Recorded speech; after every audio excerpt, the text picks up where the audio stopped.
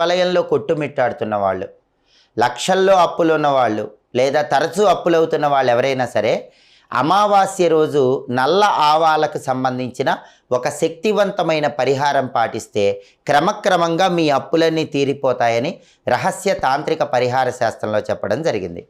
అమావాస్య రోజు మీరేం చేయాలంటే నల్ల ఆవాలు కొన్ని చేతిలో పట్టుకొని మీ ఇంటి పైభాగంలో మేడపైకి వెళ్ళి ఆ నల్ల ఆవాలు చేతిలో పట్టుకొని అప్పులు తీరిపోవాలి అనుకుంటూ ఆ మేడ మొత్తం కూడా 3 సార్లు తిరగండి.